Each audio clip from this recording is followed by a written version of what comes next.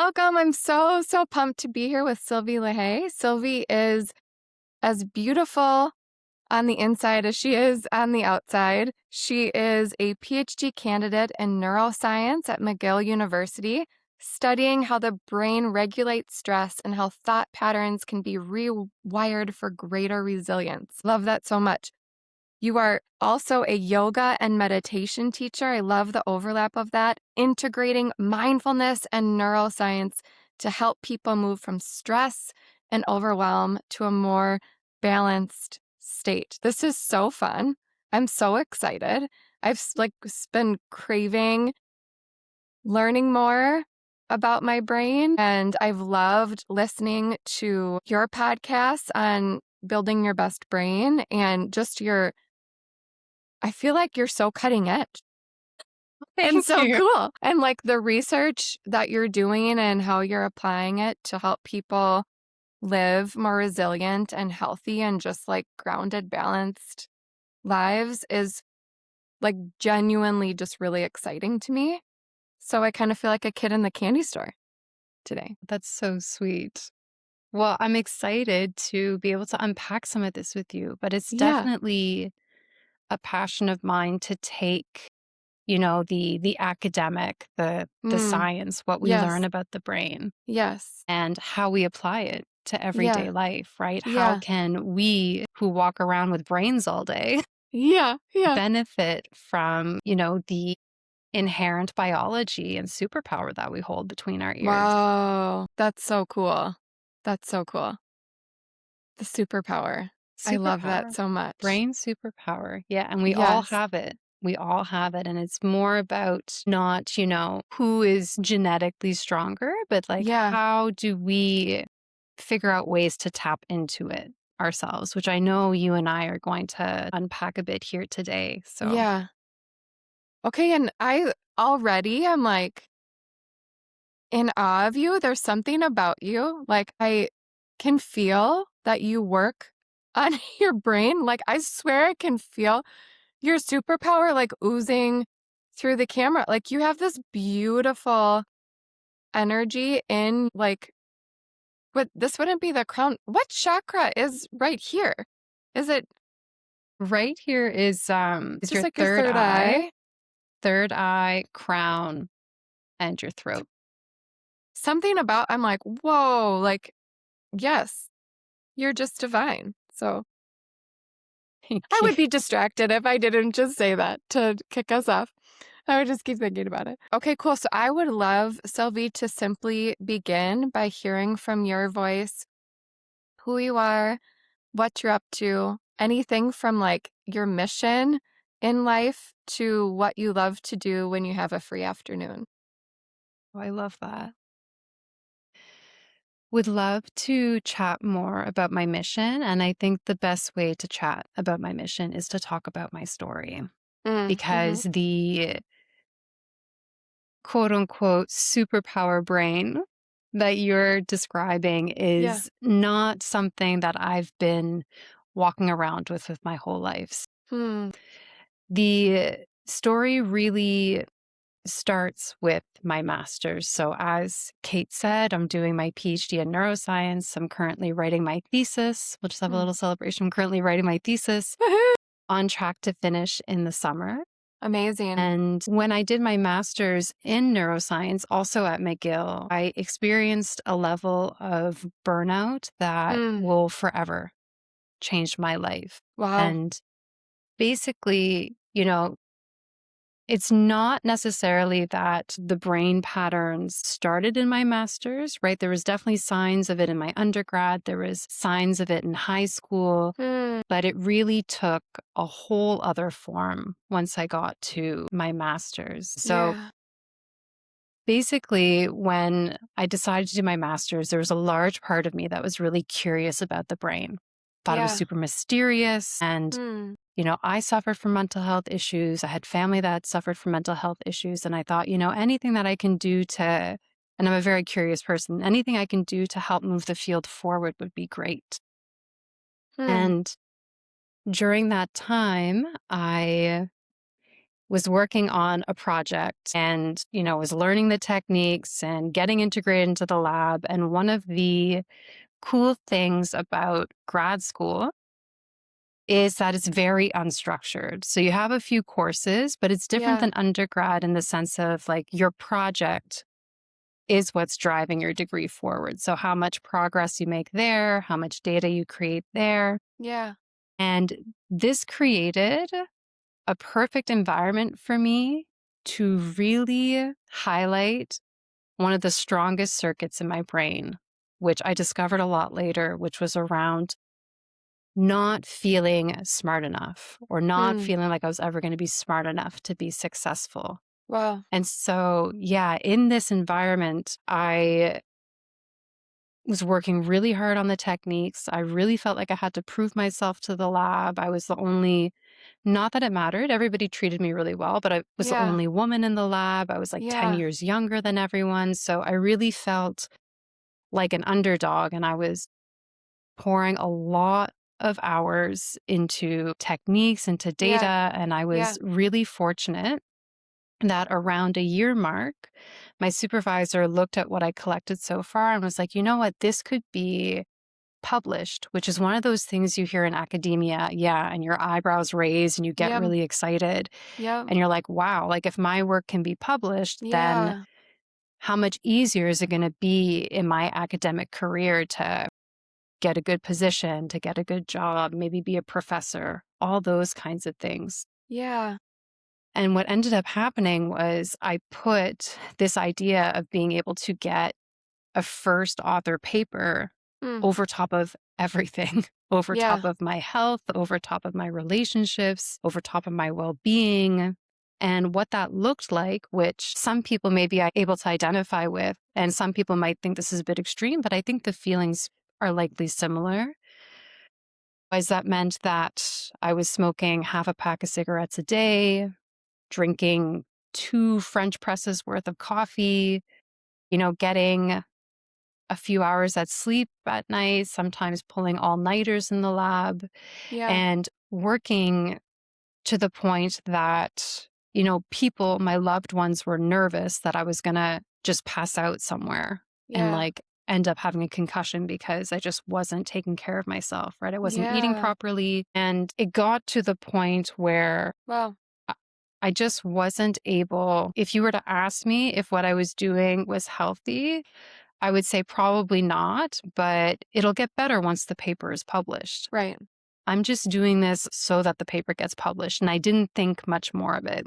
Yes. I was seeing a therapist at the time, and still I was kind of in this space. And then I saw a psychiatrist who diagnosed me with bipolar type 2, got me on some mood stabilizer medication, which did help take the edge off. Hmm.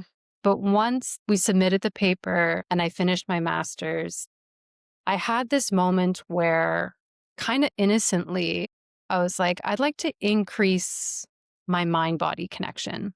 Mm. And this was because I was so tired. I was bumping into things all the time, right? So I was getting Yep. bruises all over my body, but I was like, that can't Wow. be it. I must just have like lack of proprioception. I just need to increase my brain's awareness of my body. And that's when I discovered yoga for the first time. Hmm. And I did a simple YouTube video from Yoga with Adrienne, right? Shout out to Yoga with Adrienne. Yeah. Yeah. Yeah. Love her stuff. It was like a 15, 20-minute video. And I remember crying at the end because it was really the first time that I got to experience my parasympathetic state, my rest and digest state. I Wow. got this Wow. glimpse of Wow. being able to have it. Yes. And then from that point, nothing was ever the same. So I dove into my yoga teacher training, learned meditation, Mm. taught yoga, meditation, do a ton of brain Incredible. reprogramming tools that I Yes. explored, did a training using EEG to guide meditation. So using at-home EEG devices that measure your Wow. brain waves to help guide you using your own brain waves to get into different states. Wow. And really all of it led me to this direction that you can rewire your brain Hmm. for resilience and that you Hmm. don't need things Hmm. outside of you to feel like you are regulated. And Wow. that took a long time. Wow. It took me, I'm trying to think, from after my master's, which would have been 2018. Yeah, not quite 10 years, but maybe 6 to really like figure it out and go through frustrating points and try a bunch of different tools. Yeah. And now, what I can say with a lot of confidence is that I don't need things Hmm. outside of me to be a certain way Hmm. to know that I can get back to a regulated state. Hmm. And I don't see a therapist. I'm not on any medication anymore. And Wow. I've never felt more like myself, which is really Wow. a big part of my mission is to Yeah. help people build that resiliency so that they can really access the truest parts of themselves. That's so beautiful. I just want to like sit in that for a second to help them access the truest parts of themselves. Because the truth is that Hmm. we're really not ourselves Hmm. when we're stressed, right? We're Yeah. kind of in this extreme Yes. form, right? Yes. We're under threat, we're under attack. We're not necessarily making decisions or actions that are coming from a place of what we would do Yeah. if we felt really regulated. Yeah. Wow. Okay. I'm making a note to come back to something you said that I'm curious about. And I have to know though, what would you do on a free afternoon, Sylvie? You're like, that's great, but what about this free afternoon? So I'm, as you mentioned, I study at McGill, so I'm in Canada. So I'm going to choose my free afternoon to be a free summer afternoon because that looks very Mm, different than our winter yeah. afternoons. Yeah. But I love being by the lake Yeah. and going to the cottage. That is my Oh, ideal afternoon. sweet. That makes me think of I listened to one of your episodes where you taught that yoga class, I think by the lake at a cabin at your like camp that you grew up at, and how that was such a lovely experience for you.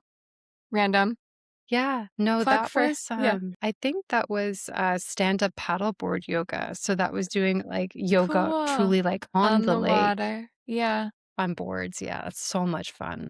I love that. I've never done that, but I was gonna say I don't know if I could, but that's not good language.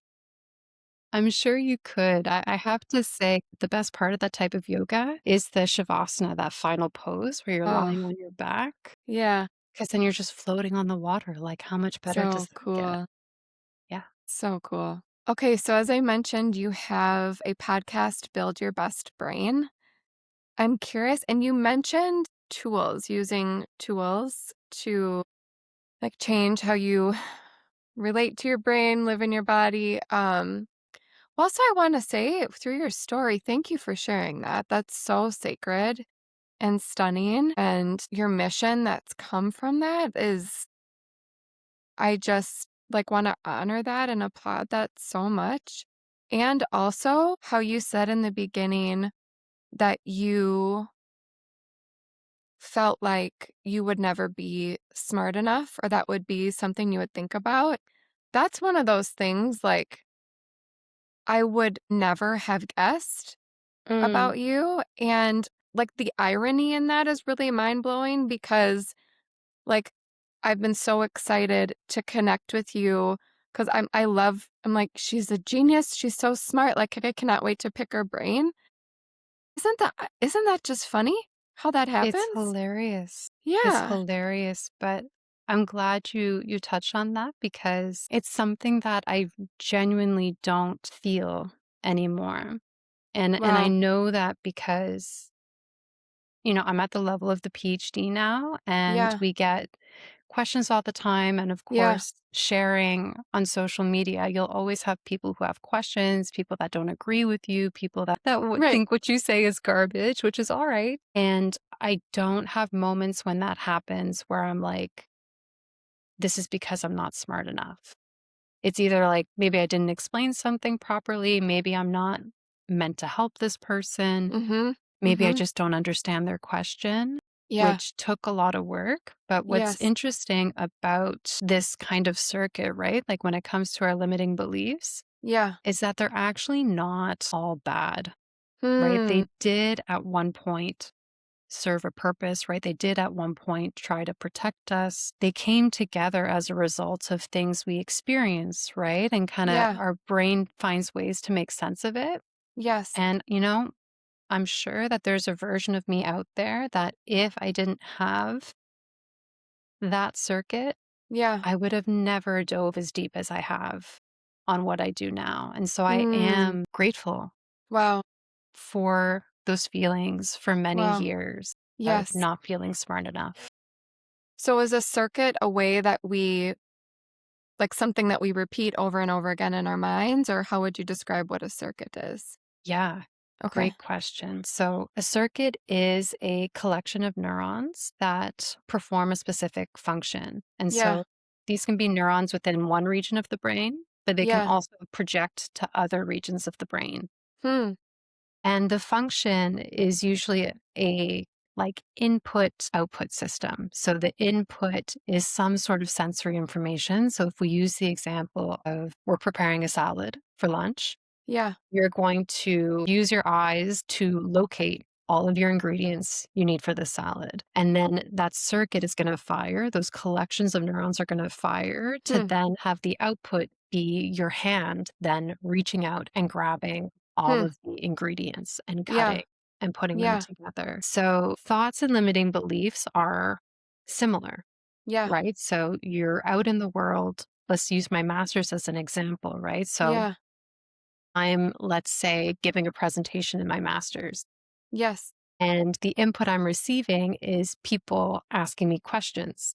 Yep. Now, if I didn't have this circuit, maybe that input would be people are asking me questions. They must be curious about what I do. And then I Yeah. do my best to answer from a confident place. Or Yes. with this circuit being so active, they Yeah. ask questions. I go, this must mean I'm not smart enough. I didn't explain it well. Am I going to be able to answer this question? And Yes. then the output is I answer this question, but I'm stressed. I'm Right. nervous. I'm Yes. not so confident. So I do think of beliefs as circuits. Would we be able to Hmm. point exactly where it is in the brain? Not exactly, but we Okay. can see different areas light up and we Yeah. can see what the different outputs are. Hmm. So interesting. Okay, so this is kind of a tangent, but from what I sent you, but I really want to go here. Okay, so you said beliefs.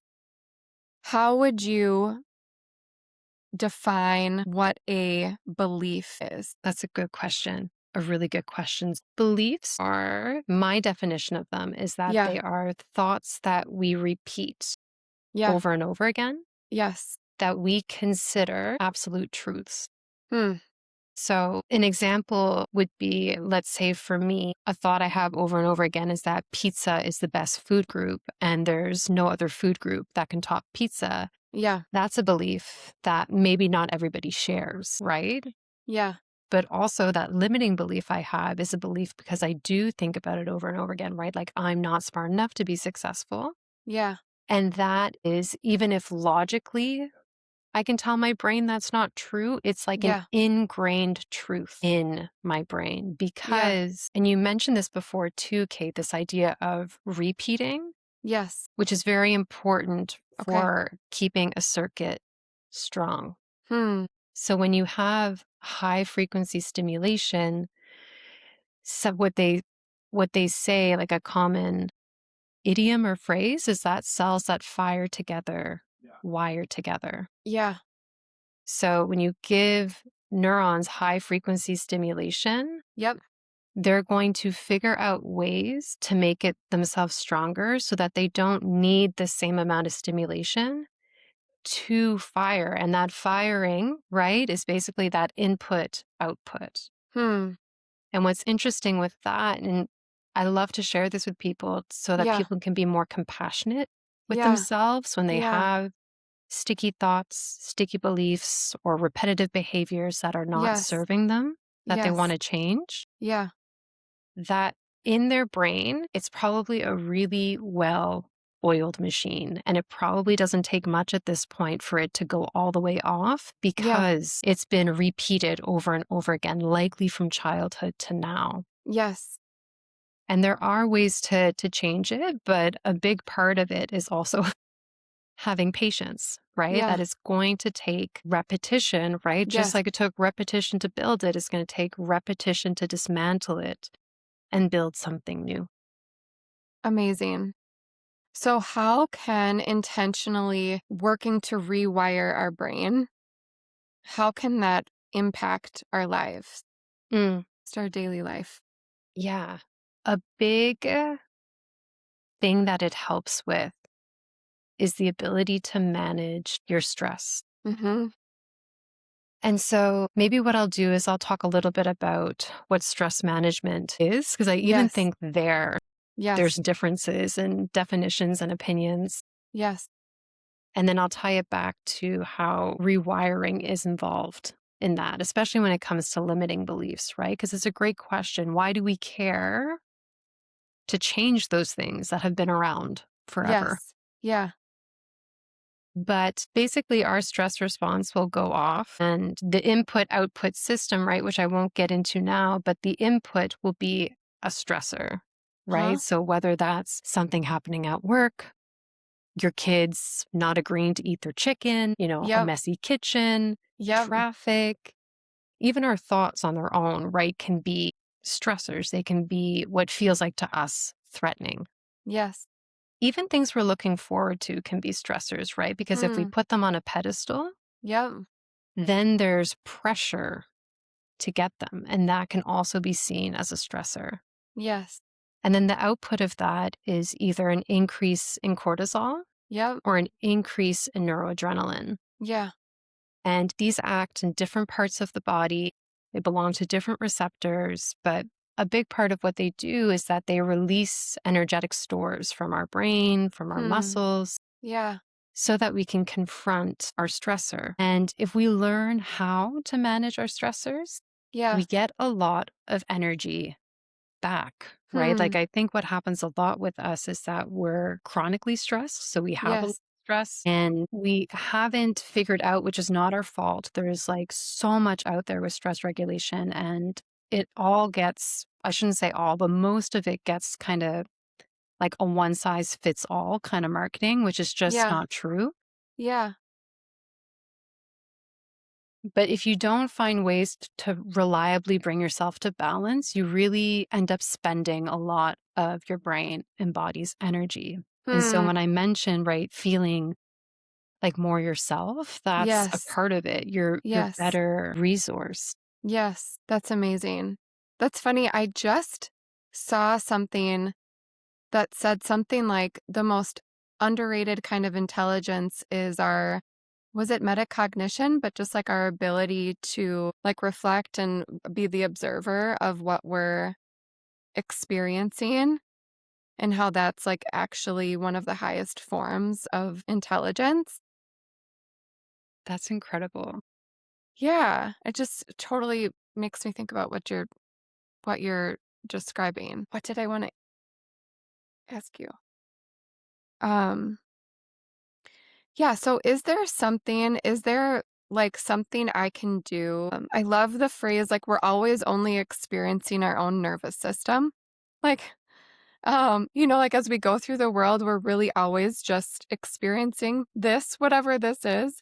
Hmm. How can we like practice coming out of fight or flight and living from more peace within ourselves? Is there something like yeah, what would, Question. yeah, It's a good question. And it's funny because it really links well with the metacognition that you mentioned. What I always suggest people to start with, yeah. and I can send you the episode I have where I give this tool, but awareness is the first step. So it's interesting that Hmm. you have this kind of metacognition, being able to be like a third party observer, Yes. because our limiting beliefs, they're also threatening. Right. So when they Hmm. get activated, right, they can get Yes. activated from a stressor. Yes. even without a stressor, when they're activated, they kick off your stress response. And Yes. because they're so strong and they've been active for a really long time, we're not Yeah. always aware of them.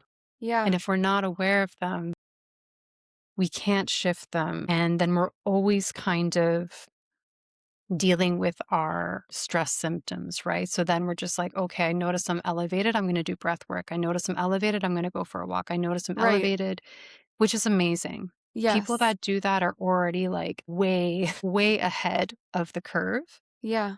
But if you start bringing awareness to, all the thoughts and judgments you have, like usually with people, I get them to pick like 2 or 3 times in their day that they felt activated by a Okay. thought or a Yes. judgment or an Yes. action.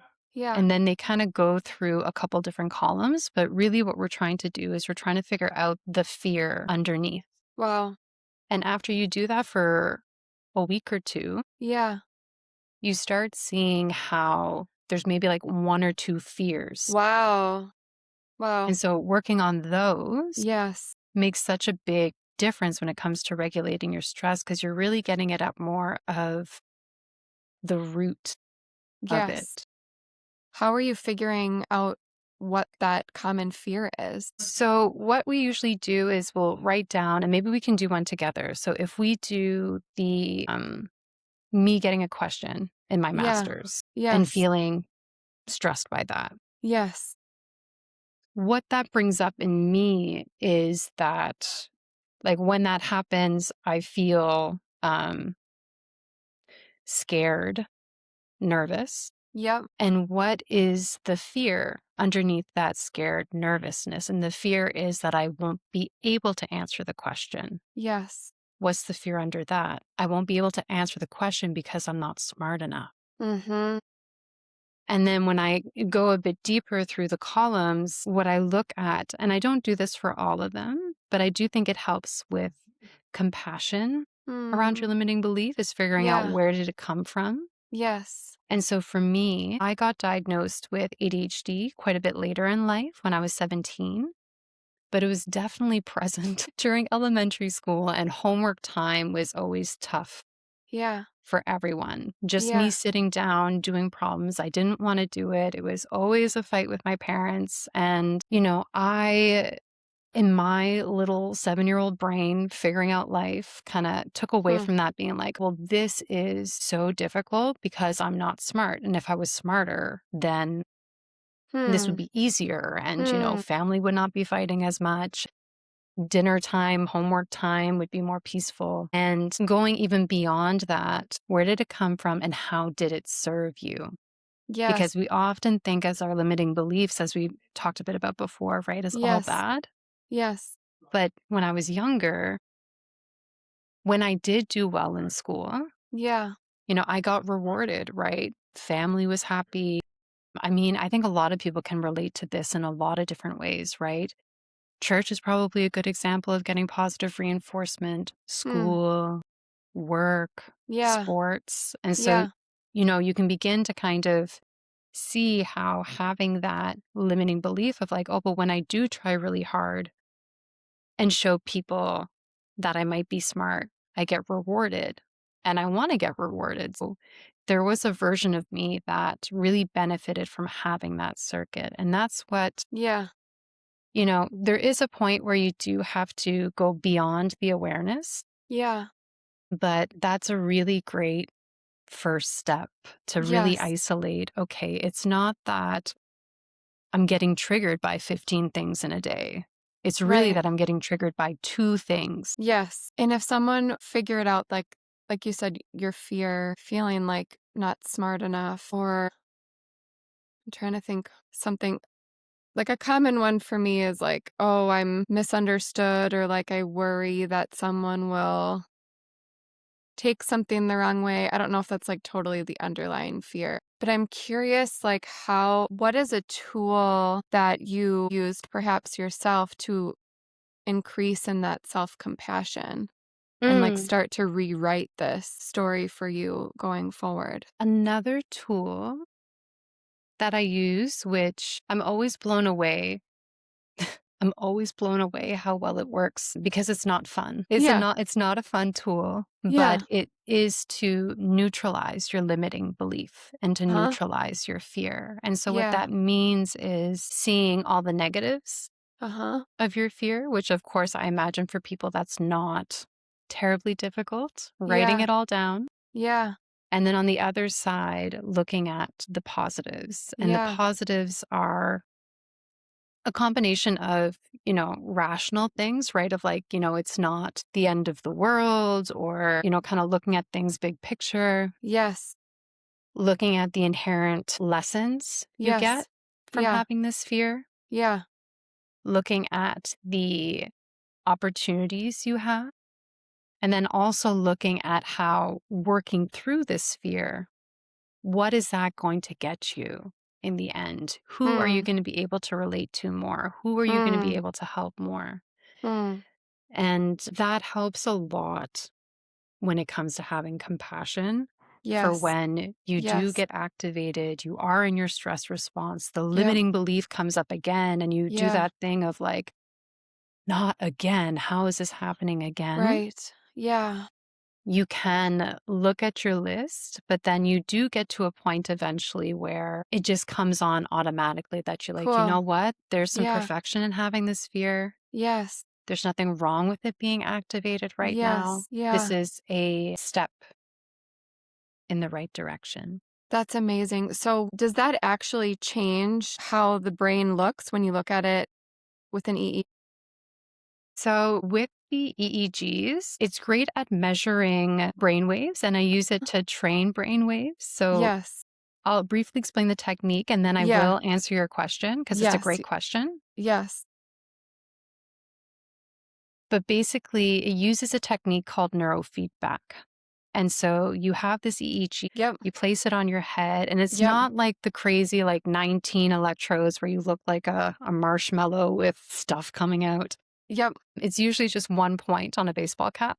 Yep. You connect it Oh, to your cool. phone. Yeah. Yeah, it's very easy. You Yeah. connect it to your phone using Bluetooth, Yeah. and we pick a video with nice music. Yeah. And when you increase your brainwave, the music is going to increase in volume. And then when that brainwave decreases and dips, the volume will also decrease and dip. So you learn in real time what your brain is doing in real time. Interesting. Yeah, and you can figure out ways to over time, right? So the people that do this work with me, we work together for 4 months because the Wow. brain does not change on a dime, Yep. no matter what anyone tells you. If they Yeah. tell you that, run. Yeah. Huh. But you can start figuring out things to say to yourself, sensations to feel in your body to help boost those brain waves. And the brain waves we work on, usually, it's different for everyone, is alpha, which is associated with relaxation and reflection, Hmm. or theta, which is an even slower brainwave that's Hmm. associated with subconscious state, flow state, creative states. Wow. And so in the program I have, this 4 month Yes. program, Yes. we do neutralizing on steroids month 2, pretty early on. Wow. And it's hard to tease apart, right? The tool versus the neurofeedback training. Okay. But those brainwaves do increase after that month consistently. Wow. It's hard. It's not, Yes. when I'm working with people one on one versus Yeah. my PhD, people Yeah. one on one, I kind of throw a bunch of different variables based off of their life experience. So it's not Yep. a perfectly controlled setting. Yep. But my theory behind why it works is that it takes the fear and gets it out of the fear center of your brain, which is the amygdala. Wow. Wow. And the amygdala has Wow. branches Yeah. into the areas that do increase cortisol and our stress response, right? So when you activate the Yes. amygdala, Yes. the fear center that has your fear beliefs, it has your Yep. fear memories, even Yep. your fear behaviors, right? You know how Yes. some people, when they get scared, they'll like Yep. act in a repeated way? Okay. Yep. If you can decrease that stimulation, then you Yeah. decrease the likelihood of the fear going off and your stress response going off, Wow. which is really cool. Yeah, and That's really cool. use neutralizing a lot for things that I don't enjoy in life, for things that I'm like, wish this was better. I'm like, all right, then we got to neutralize because you're placing conditions on yourself and you think that you can Hmm. only feel happy if this happens. Let's go fix that and Hmm. neutralize it, Yeah. as well as things that I really want to happen. So, a quick, fun story is Yeah. just because you guys have now heard a bit about my paper journey when it Yes. comes to my master's, there was Yes. another paper journey in my PhD that turned out quite differently, Yeah. which is great. Happy that it turned out differently. But when we submitted a paper, would have been over a year ago now. And the way that it works is that it gets in a peer review journal. So other Yeah. scientists at the journal will review it and give you suggestions on different experiments to do, edit writing, all that kind of thing. Yeah. And so we got those. They were reasonable. I worked on it for a few months, sent it back. They came back to us a month later saying everything looks good. And so this took around 5, 6 months, which is pretty reasonable, Okay. pretty average. Yeah. But then we went through the editorial process, which is really like crossing the T's, dotting the I's, just making sure everything's formatted. Yep. And that took what normally takes a few months, that Yeah. took 10 months. Wow. And it was just a lot of back and forth, and it was hard Yes. to pinpoint who was actually editing our Yeah. paper. Yeah. And we got flagged for what was it? We got flagged for plagiarism, but we weren't plagiarizing. It was like an AI review error. Yeah. Like it was just a nightmare. And my Yeah. supervisor and I were talking about starting over and resubmitting to another journal, which I really Wow. didn't want because you can Yes. imagine, right, that you start this whole process again. Right.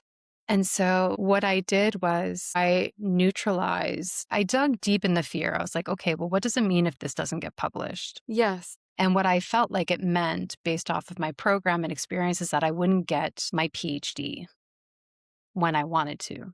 Yeah. And I dug even deeper. I was like, well, I think the fear is that I won't get my PhD at all, right? Is ultimately the fear that's coming up here. Yes. And so I neutralized how the pros and cons of doing a PhD for 4 years and not leaving with a certificate. Yeah. And that helped a lot. And it helped give me a lot more energy Hmm. to do the things that I wanted to do in the day, Yeah. Yeah. to go towards finishing my PhD. And Amazing. I would say, again, just leaving this out there, 2, 3 weeks after doing that neutralizing exercise, the paper got published. It's somehow Wow. editor the Yes. senior editor expedited it, and we published. That's incredible. That's really cool. Is there like a common fear? I know you work a lot one-on-one with clients and with people in group settings. Is there like a commonality you would say that you see coming up right now of things that people get stuck on? And how are you helping them to combat that fear or that block? Yeah, yeah. Yeah. So there's definitely everybody has their unique fears. Like Yeah. there's definitely when we work together on what that core limiting belief is that we're working together, I've never Yeah. used the exact same language for Yeah. anyone, Yeah. but I would say there's maybe 3. There's one around being fully seen and taking space. So a fear around Hmm. being fully seen and taking Yes. space. Yep. That's definitely one. Yes. Another is feeling like people aren't doing enough, and usually it's doing Hmm. enough to achieve the life they want. Like Wow. whether that's career related, Yes. family related, physical health Yes. related. Yeah, Yes. Yeah. that's a big one. Yes. And then the last one is around feeling enough to be loved is Wow. another big one. Wow. Yeah. No, they're big. They're big. Like they're definitely not small small fears. Yes. And it's very interesting when they start bringing awareness to them because they can see how Hmm. it shows up Yes. everywhere. Everywhere. Yeah. Wow. Wow. Is there, in working one on one with clients, is there like a success story that comes to mind of someone noting that fear, neutralizing it, and really being able to shift how they engage in their life? Yeah, there are a few. I'm trying to think of which one would be fun to talk about, but I think one that I'll talk about is with a woman who is in her mid-60s. Yeah. So it's definitely, and I want to bring this up because I think there is, and it's being debunked and like people are talking about it more, but this idea that you can't change beyond a certain age, that you can't change your brain beyond a certain age. Hmm. This is why I wanted to bring this example because that's not the case in the people that I come across. Wow. And so let's call her Judy. She came to me and she was recently off hormone replacement therapy. So she was on Yeah. hormone replacement therapy for menopause, for hot flashes. Yeah. And it just so happened, right, and this happens, right, that I think it's that they stopped making the generic. No, they stopped making the name brand and they only make generic. And it changes what we call formulation. So, like, some of the stuff in the pills are then different, and she just wasn't Yeah. reacting to it well, so she decided to go off of it, Okay. and yeah, lots of brain fog, hot flashes, Yeah. really stressed, Yeah. and what we worked on together was a lot of things, but we focused on increasing the theta brainwave, which Okay. is at the back of her brain with her eyes closed to increase flow, subconscious access. And Wow. because what we saw is that her brain was Wow. doing the opposite of what we expect. So when we close our eyes, Yeah. at the back of our brain, we expect our slower brain waves to increase. Okay. And this is a sign of safety in the brain, Hmm. usually. Hmm. Like when everything is kind of operating smoothly and Yeah. you don't feel like you're under attack or you're hypervigilant, then those slow Yeah. brain waves will increase when you close your eyes. Wow. But for her, her theta was actually decreasing Huh. when her eyes were closing. It was doing the opposite, which signaled to me that she was not feeling safe to Wow. close her eyes and rest. And so we Yes. worked together for 4 months. Wow. And at the level of her physical body, Yeah. no more hot flashes, Wow. no more hot flashes, mm, slept through the nights. Wow. And what she said, which is really interesting because Sylvie, that's incredible. it is incredible. And the people, I do have to say, the people that come to work with Yeah. me Yeah.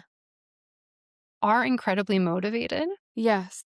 And I'm often probably the fifth or sixth person that they've seen Right. about this, right? So they've Right. kind of tried the medication Yep. route, the Yep. therapy route, Yep. nutrition route, and they're like, Yep. something's not Yes. quite clicking. And so what she noticed after Wow. a few months of doing this was that because she was very self aware Yeah. and she's really well educated and she's a Yeah. coach. So she has a lot of tools at her disposal. She has a Yes. lot of knowledge. Yes. And she said that she feels like she has space to reach for those tools now where Wow. she didn't have it before. Yes.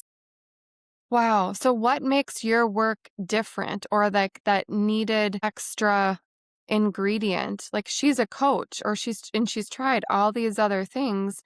What is that extra special sauce that is helping this to click for people? I think it's two things.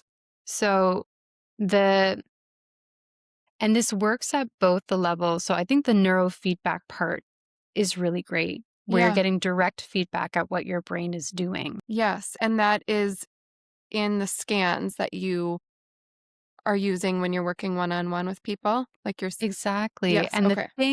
thing with it is that it's all virtual. So I ship you this little EEG and then you do it from home every single day. So that repeated stimulation, So cool.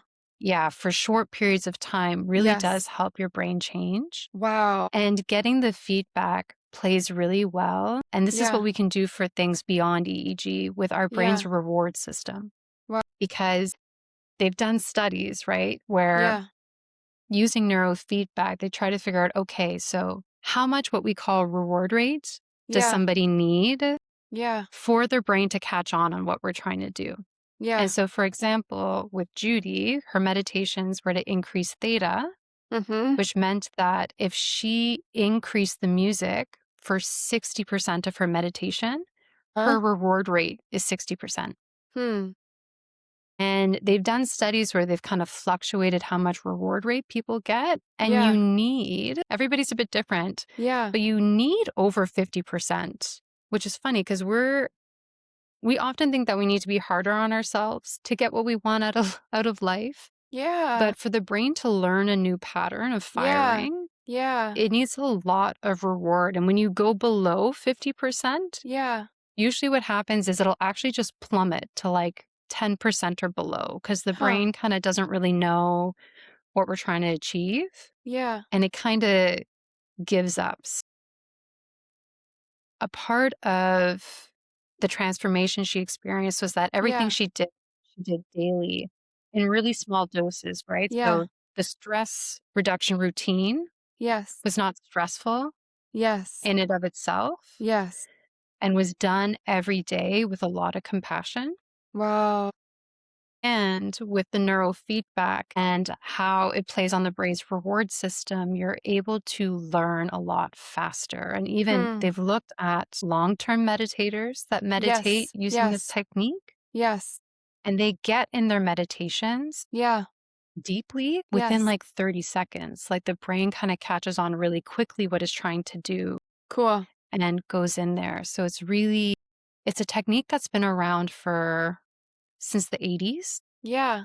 But what's new or newer Yeah. is the ability to have EEGs that you can bring home and then do the Cool. trainings yourself every day. So cool. So you mentioned meditation. So how does our brain benefit on a science, your amazing neuroscience genius level?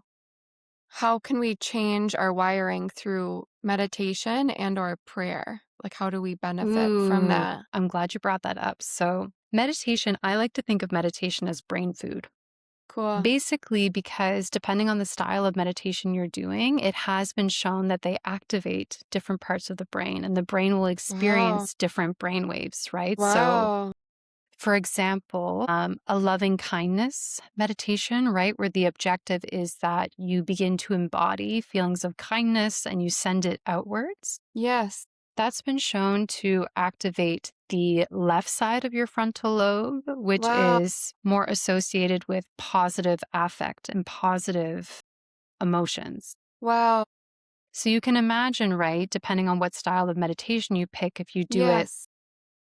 every day for weeks, months, years, Yes. you end up getting structural changes in your brain, which you do see in people, which Wow. is fascinating. Yes. And you mentioned something else, prayer. Yeah. So what's interesting is two things. And I'm Yeah. thinking of the rosary. The rosary Yeah. has been studied quite a bit. Wow.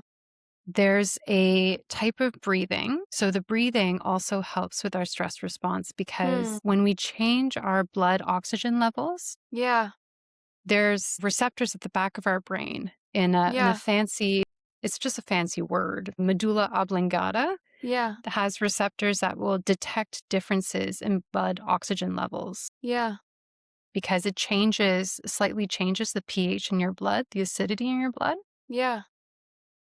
And it's able to send projections down to your heart and to your rib cage to help you pace yourself, right? So the idea Hmm. is if we're facing a stressor, we need Yeah. energy fast. Yeah. We need oxygen to release and use that energy. Wow. So we'll tend to maybe like breathe through our mouths or do whatever we can to get oxygen fast. But Yeah.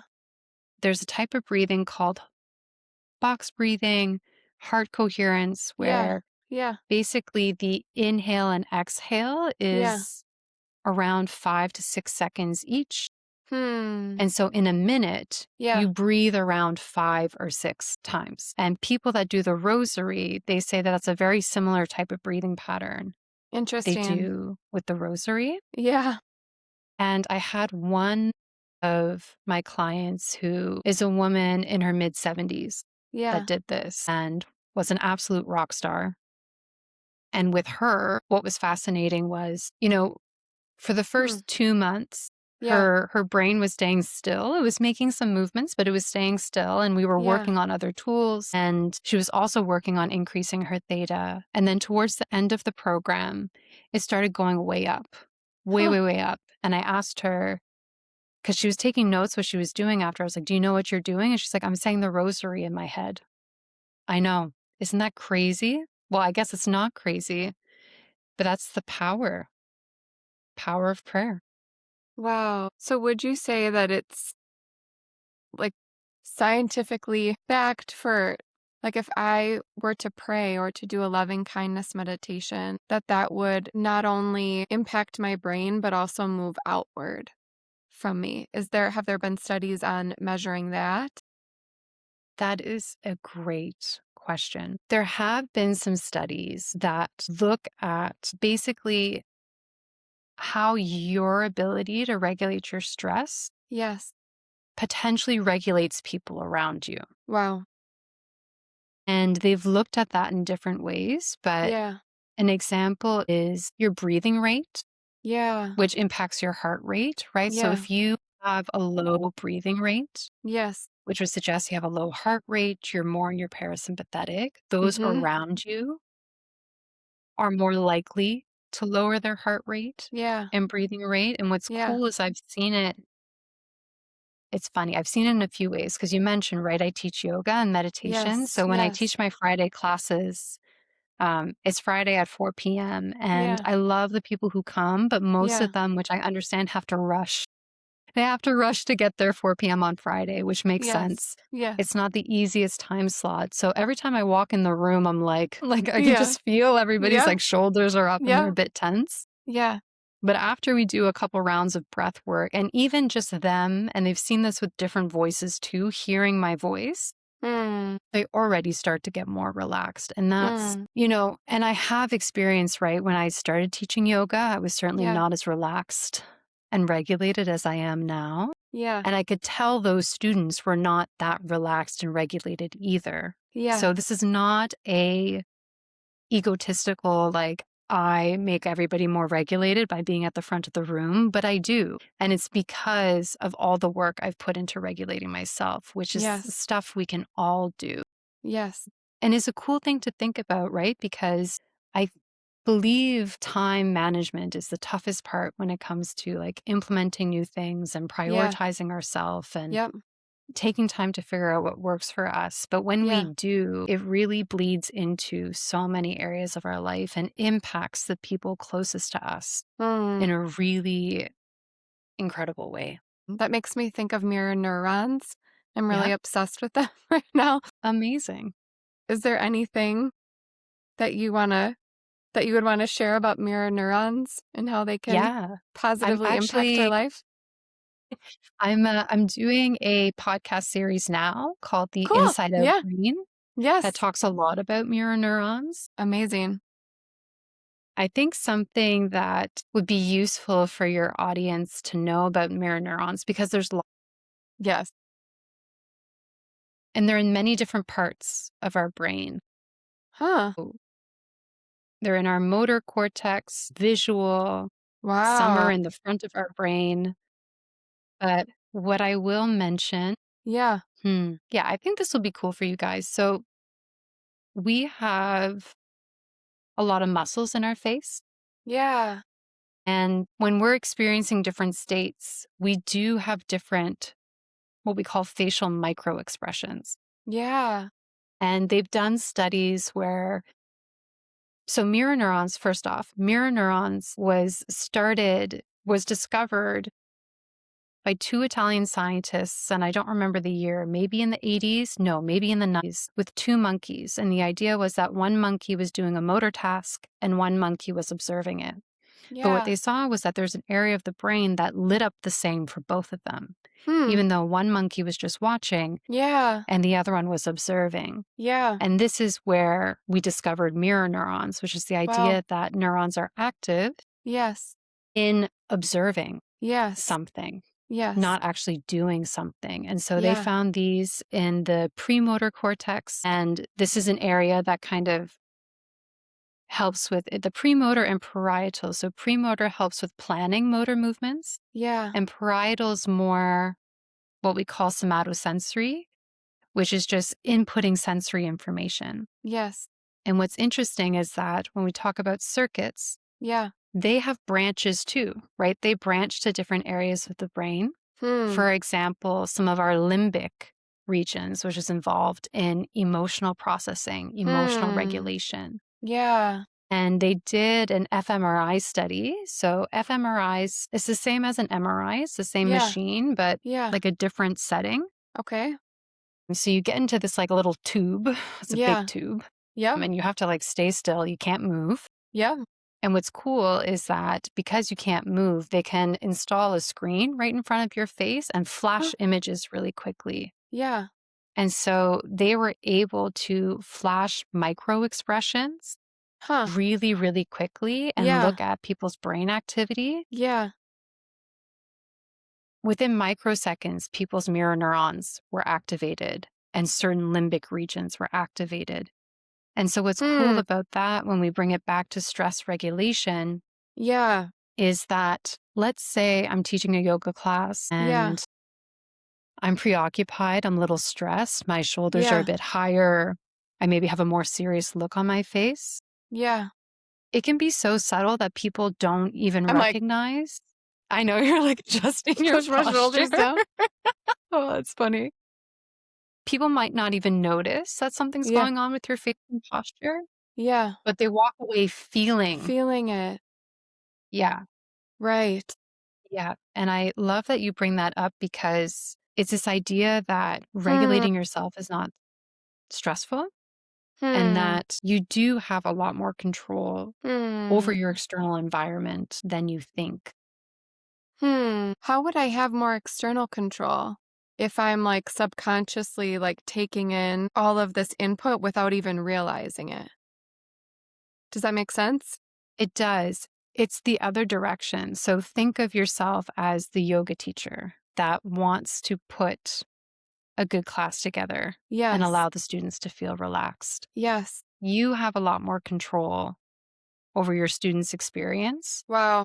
depending on how relaxed you are. Wow. Wow. So when you That's think of like wow. giving a Yes. presentation, Yes. pitching a project to your boss, Yes. asking the barista to remake your coffee without them Yes. getting pissed off, you Yes. know?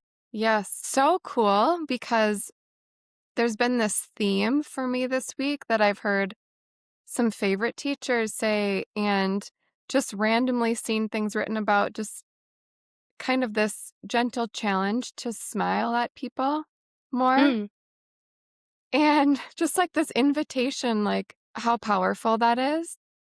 And it just makes me think of that. And like, oh, yeah, that actually. And I love how you say, like, think of it from the other, like, from that empowered position of impacting others. That's really lovely. That's really lovely. I want to be respectful of your time. Are we okay with a few more minutes? totally okay with a few minutes. I know there's only so much we can Yes. absorb in one Yes. shot too. Yes. But yeah, I'm happy to stay on for a few more minutes. I want to circle back to belief for a minute, Yeah. if we Wow. can.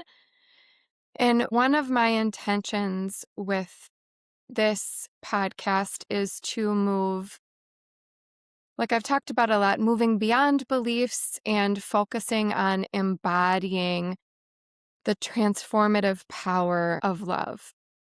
Mm, And have said that because in my own life, have felt like beliefs have become almost like, just something I repeat after someone and they've lost mm, their like deep guttural knowing. if that makes Mhm. sense. Mhm. But I don't want to, like, I guess why I want to ask you again about belief is like, I know that it can be powerful when embodied, when practiced, when used intentionally. And so I'm curious if there's anything else that comes to mind about the power of belief or even intention, maybe. Anything that comes to mind for you. Or maybe even like, yeah, I'll stop there. Thanks No, for letting me rattle a little bit. Rattle on. it's a great question. It's a great question because embodying beliefs is different and it is a nuance that is hard to describe and hard to capture. Mm-hmm. And there's a lot of people in the science community, in the psychology community, that talk a lot about beliefs. Bruce Lipton, Joe Dispenza, not Neil. There's so many, and I'm going to miss so Yeah. many. But something that I will say is that beliefs do have a profound change in your biology and your Hmm. neurobiology. And it's Hmm. been something that we have known since the 1800s. Wow. So in the 1800s was the first time that we've given people what we call a sham treatment. So a sham treatment, by definition, is a treatment that doesn't have any like psychoactive power, Mm. but is designed to help soothe and comfort someone. And so in clinical trials, we always have a placebo group where we tell the group, okay, you're getting a pill that is going to do blank. And it's Mm-hmm. really a sugar pill. Mm-hmm. And the reason they do this is because it's been shown over and over again that people that get a placebo do experience positive effects, Hmm. even though it's only a sugar pill. Hmm. And it's because they genuinely believe that they're getting something that's going to help them. Mm-hmm. And so, I mean, I worked in biotech between my master's and PhD, and it's just something that we controlled for, right? It's just Yeah. like, okay, but is our treatment going to surpass the placebo or not? Yeah. But when we think about our everyday life and our limiting beliefs and the Yes. potential power we have at building a new belief, Huh. you can physically, physically change your body and your brain. Yeah. And everything we've talked about is Yeah. really kind of like the groundwork in building a new belief, right? Yes. Because if you are not aware of your stress, if you're not aware of your limiting beliefs, if you Yes. struggle to Yeah. neutralize them and get out of your amygdala, your Yeah. brain is really not in a spot Mm-hmm. where it's going to create something new. It's not going to prioritize learning new things Yeah. when it literally thinks you're under attack all Yes. the time. Yes. Yeah. I'm inspired to like scan through my day and think about, like you said earlier, those like big moments maybe where I'm like reactive and to try to like figure out, sift through what a common fear would be and then Yeah. neutralize it. Yeah. Yeah, I'll send you what I'll do, Katie, is I'll send you I have the document. It lives on my Google Drive. Amazing. I'll send you the Amazing. link and you can put it in your Amazing. show notes and anybody Amazing. can go grab it and start doing it. That's incredible. Yeah. So, where can people find? Link that in the show notes. And where can Yeah. people find you? And your, like, this is like numerous times throughout our conversation. I'm like, this could change the world. Thank you. And it's honestly, it's my big thing. And I'm not the only person who Yes. teaches these elements, but my main motivation Yeah. is for people to be able to rely on themselves and not Mm. need things externally Yeah. to be a certain way. So in terms of free things, Yeah. as you mentioned, I have Building My Best Brain podcast. Yes. Um, if you get on the email list, I also do webinars, free webinars throughout the month, which are more like Q&A style, either Cool. diving Yes, deeper into the I missed science. that somehow. That's awesome. Yeah. Yeah. Diving deeper into the science or getting more curious about your particular situation, like applying small tweaks. Amazing. Because often there is a block between learning and integrating. So that's really Yes. what those webinars are for. Amazing.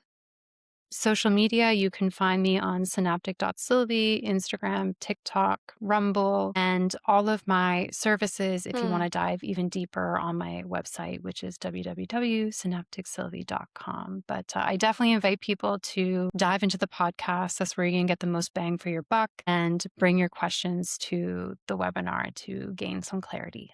Incredible. Thank you so much. You're welcome. Thank you for having me, Kate, and thank you for your great questions. This was a lot of fun. So fun. Would you be okay with ending with some rapid fire questions? Yeah. I'm going to have a sip of tea, and Have a then you can sip of just tea. I love it. line them up. I love it. I've got my adaptogenic coffee that I enjoy. Do you now? Yeah. Look at that. Yeah. I feel like Do it. you like it? I love it. I feel like it, hugs my nervous system while also Nice. I still love coffee. Like this is my compromise to myself. Yeah. Yeah. Sometimes I go back to full calf, but I recently switched to decaf coffee. And How's for that a while, going? I wasn't Yeah. doing any coffee, but I was like, Yeah. but I really miss The that cozy taste. I hug. used to be a Yeah. barista. Yeah. Yeah, my partner jokes that, like, out of all the things I've done in my life, he thinks I'm most proud of being a barista, but I did. I loved it. That's amazing. So, yeah, it was too hard to, like, not have that taste in the morning, you know? Yes. I totally feel that. What kind of tea do you have going right now? Right now, I got a peppermint.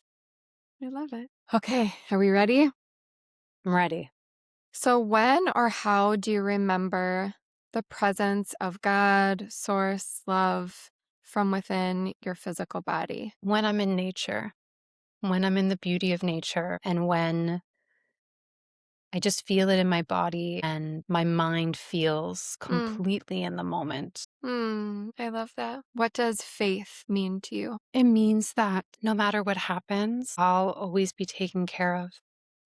That's lovely. How do you hear from God?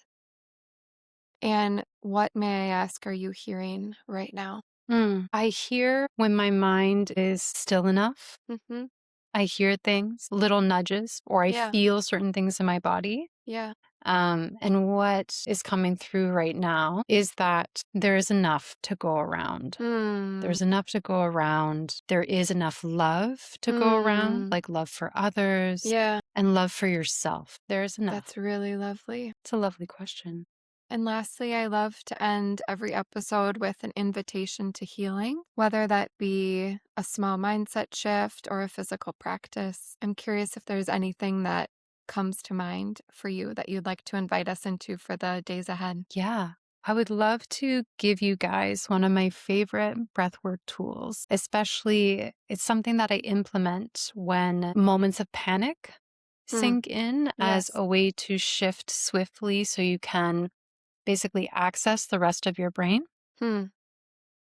I joke because I did this before meeting my partner's parents for the first time because I Yeah. was a bit Cute. nervous. Yeah. And he it was subtle enough, but he looked at me, he's like, "Are you breathing funny?" And I was like, "You gotta let me have this. You gotta let me have this." That's sweet. Yeah, Yeah. it was sweet. But yeah, why I don't we all love take that. a seat, relax our Amazing. shoulders, close our eyes if that feels comfortable, and start breathing in and out through your nose if possible, allowing your facial features to soften, your shoulders to relax. And we'll begin to do a physiological sigh. And so, what this is that we're going to inhale twice back to back through the nose and do a long, slow exhale out the mouth. So, I'm going to do one as an example. I'd inhale for 1, inhale 2, exhale out the mouth. Good. We're going to do 3 together. Inhale 1, inhale 2. Exhale out the mouth, nice and slow. Good. Inhale 1, inhale 2, exhale out the mouth. Then we're going to inhale 1, inhale 2, exhale slowly out the mouth, and then come back to your normal breathing. And just taking a moment to notice the difference in your body. That's lovely. I do feel more, yeah, just this, You whatever look it. this is. You look it. I was looking and I was like, I mean, you've looked beautiful this entire episode, but I was like, you're looking like an angel, just like sitting there glowing. But for this practice, I usually like to do it in sections of 3. So I'll do 3 of those and then 3 normal breaths, 3 of those, 3 normal breaths. But after this, Kate, I will send you a link to a video, I believe, a video or an audio where I have this guided. Amazing. So if people want to grab it, they can That's fabulous. get started. Yeah. I will use that myself. Yeah. It's funny too because it gave me the image of this might sound weird, but sometimes I just like get little images that speak to me of a water wheel. Oh, fun. Yes. And there's a beautiful, shoot, what is it?